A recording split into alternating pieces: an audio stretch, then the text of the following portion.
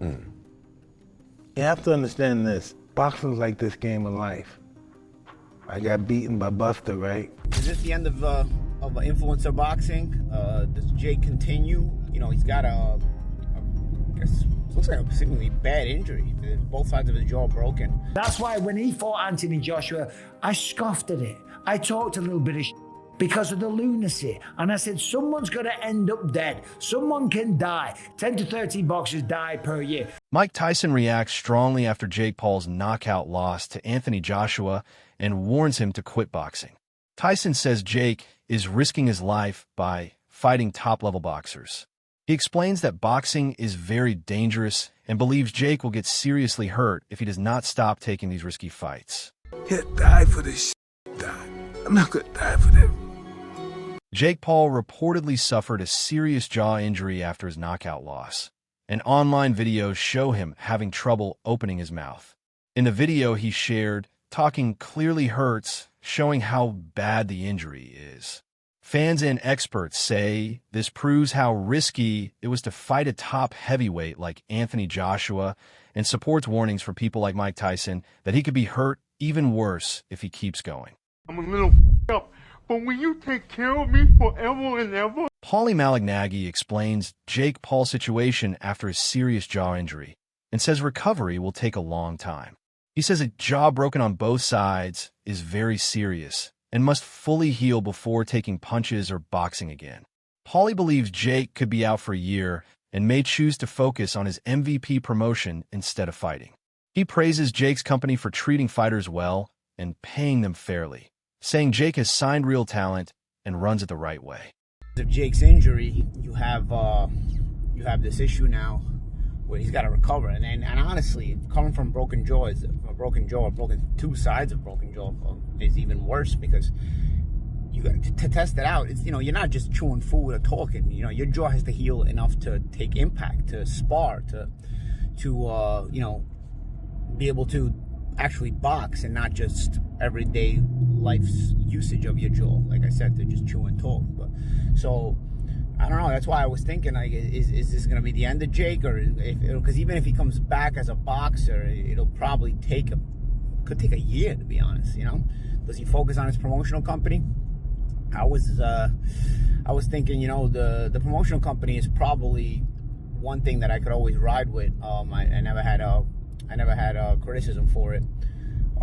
Jake's promotional company, MVP. I think he's doing a lot of good things with his fighters, taking care of them, which is personally what I like. If fighters earn their money, and they should be compensated for it the right way, and a lot of promoters don't do that. But Jake has signed a lot of good fighters and compensates them very well, giving them opportunities and so on. So especially the women, but not just the women. A buddy of mine, Lucas Body's also signed with MVP. He's done well over there. So, you know, he's I do like the promotional company. Will this maybe give Jake a chance to sort of double down on the promotional company, being that he's not going to be fighting, and put more effort, even more effort into the promotional company, and I don't know, just you know, make this MVP platform an even bigger deal. You know, I don't know. I don't know what you guys think, but Michael Bisping talks about how dangerous combat sports really are and says boxing is not a game. He notes that 10 to 13 pro boxers die each year from ring injuries, showing the real risks. Bisping criticizes Jake Paul for fighting far above his weight just for money, creating risky mismatches. He warns that boxing needs proper training, preparation, and respect, or the results can be very serious. Boxing is not a game. Fighting is not something you pick up and mess around with, right? If you're a fighter, if you're a boxer, if you're a mixed martial artist, right, you have to take this seriously and you have to respect the game. That's why when he fought Anthony Joshua, I scoffed at it. I talked a little bit of because of the lunacy. And I said, someone's going to end up dead. Someone can die. 10 to 13 boxers die per year. It is not a game. Now, of course, the man wants to make money and he wants to box people and he wants to entertain his fans and thrill audiences. And that's great. And God bless him. Fair play to him. The man is very, very successful. I've never talked about that. I've only talked about a 58-year-old Mike Tyson or fighting retired, semi-retired UFC legends and then talking about them, right? All I've ever said is box someone your own age and size. And then this thing with Anthony Joshua, I was like, this is crazy. Now let's talk about the actual fight for a second. It happened in the 6th round, and it happened in a 22-foot ring. A typical ring is 20 foot. This one was 22 foot because he wanted a bigger room to operate, a bigger space, a bigger ring, somewhere to run away and be on his bike and stay away from Anthony Joshua. Now, I don't blame the guy. I'd have done the same thing, right? Because Anthony Joshua is gigantic and has the kind of power that could potentially do that to you, right? Maybe it's real, maybe it's AI, right? Either way, his face is going to be swollen today. That's a fact, right? The bigger ring gives you more space. Jake Paul did about 5 miles of road work, shot about 25 double leg takedowns because he didn't want to stand there and go toe to toe with him like Francis Ngannou did because he knows what would have happened, okay? And ultimately, it ended up happening anyway in the 6th round. And yeah, okay, he's going to have the street cred of standing there and say, I went 6 rounds with Joshua. He didn't go 6 rounds. Johnny Nelson says Jake Paul is a great promoter who creates huge attention for his fights, but came at a personal cost. He praises Jake's skill at getting headlines, but says risking your life for entertainment is not a good thing. Nelson calls Jake's loss to Anthony Joshua a wake-up call, reminding others that hype cannot make up for the danger of fighting pro boxers. Both agree Jake is strong at marketing, but the physical risks he took were very serious. Anthony Joshua couldn't have done any more. When you get in the ring with somebody that is constantly trying to just survive and run, you can't do anything about it. Our sport is built up of journeymen, like what Jake Paul did. He's trying to survive. He's not trying to engage. And so therefore, it's your job to cut him down and catch up to him. I think Anthony Joshua it was basically open to a lot of criticism because this guy didn't come to engage. If he came to engage, then it would have been a completely different story. And I understand the frustration of the general public when they're saying they should knock him out in 1 to 2 rounds.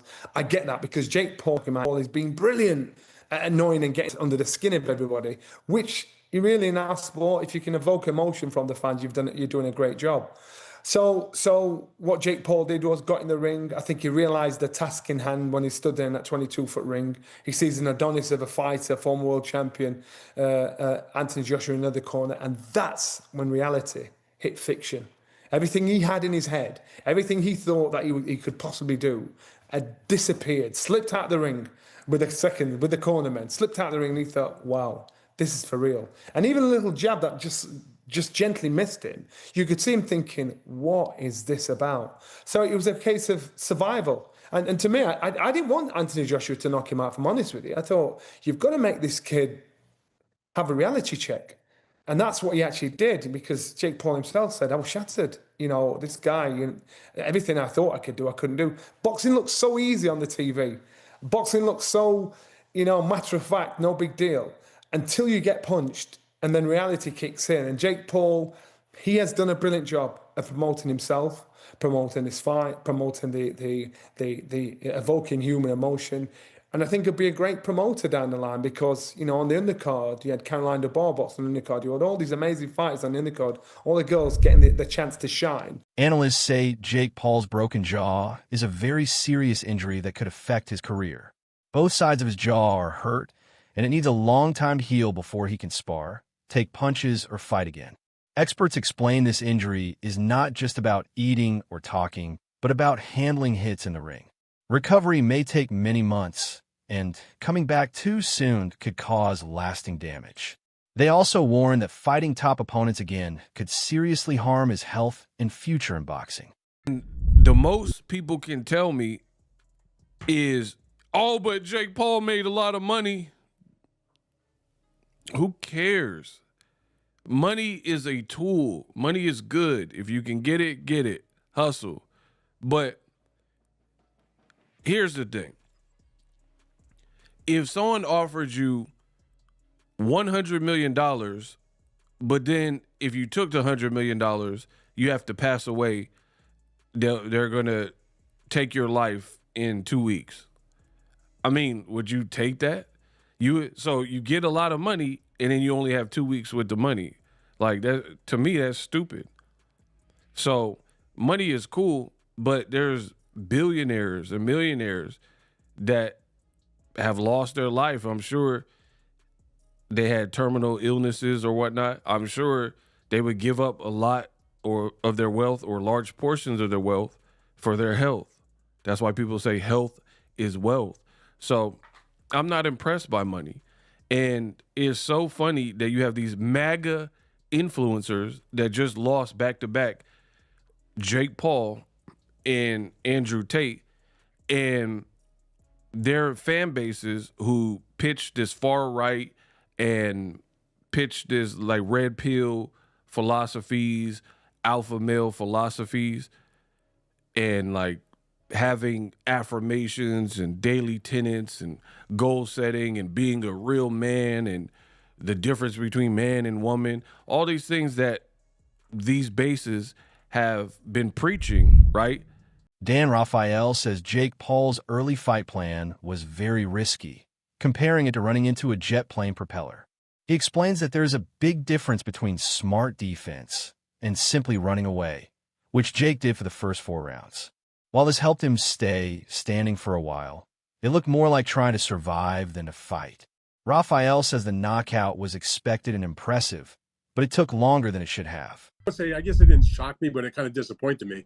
Whereas I didn't expect Jake Paul to go in there and just recklessly go forward and try to mix it up with Anthony Joshua. That would be like immediate suicide. That would be like running into a jet plane propeller on purpose. But there's a fine line between being defensive minded and using your ability to move and your speed and things like that, than like literally fleeing and just running around the ring like you're in a cartoon. And that's what he basically resorted to for the first 4 rounds. I mean, I guess it was effective because he stayed upright, other than when he was flopping down on the canvas. But no, nothing really surprised me. Jake got the knockout that everybody expected, and it was a pretty impressive knockout when he finally got it. It just took him longer than it probably should have to get there. Why do you think it took him so long? It seemed at times that he wasn't throwing his right hand as much. Was it just the fact, like you said, Jake was on the back foot, it was difficult to pin him down, or do you think Joshua should have and could have finished this way earlier? I mean, he probably could have finished it a little bit earlier. I mean, I'm willing to cut him a little bit of slack because we look at it from the standpoint of, okay, he's a physically much more imposing figure, a much better fighter, a much heavier puncher, a much more experienced fighter. This is an Olympic gold medal winner. This is a 2-time unified heavyweight champion going up against what is basically still a novice professional in Jake Paul, who, by the way, is fighting generally in the 200-pound weight class, and Anthony Joshua was a chiseled 250 in most of his fights or thereabouts. So from that standpoint, he had all the physical advantages as well as all the experience and skills advantages. So why couldn't he do it earlier? Because it's hard to catch up with a guy when he's just going to run around and never try to even take a front step whatsoever. Liam Smith gives a blunt take on Jake Paul's knockout loss to Anthony Joshua, calling the fight disappointing for boxing fans. He says Jake did not fight like a professional and mostly tried to survive instead of really boxing, showing poor technique and strategy. Smith compares this to Jake's strong business skills, noting how he brings in big names, lands Netflix deals, and creates huge events. While the fight made a lot of money, Smith says it lacked excitement and respect from serious boxing fans, showing that Jake is better as a promoter than as a pro boxer. About it, you know, on the flip side to it, everyone's laughing at Jake Paul when Jake Paul's laughing at everybody else. You know, everyone's making fun of him. He's laughing at us, not we're laughing at him. You know, he's just laughed himself to the bank. Even before that fight, you know, he's an unbelievable businessman, which is exactly what he is. To do what he's done, to drag Mike Tyson into the ring, to drag Anthony Joshua into the ring, get Netflix, to do what he's done with women's boxing. Laugh at him all you want, mate. He's absolutely, you know, like I say, I'm going to use the word the businessman. He's unbelievable at what he's doing. As a fighter, as a boxer, as a professional boxer, he's poor. And I mean this with the greatest respect. Like, you know, he's come off the couch watching YouTube, doing YouTube and influencing people to get Anthony Joshua in the ring. Should Jake Paul and Anthony Joshua ever be in the ring together? No, should they fuck? But the business side to it, they fucking walked away with millions. The fight was poor. Jake was just in there to survive. Yeah, there's loads. We can keep going on and on about it. Was it a success? probably the boat walked away with millions.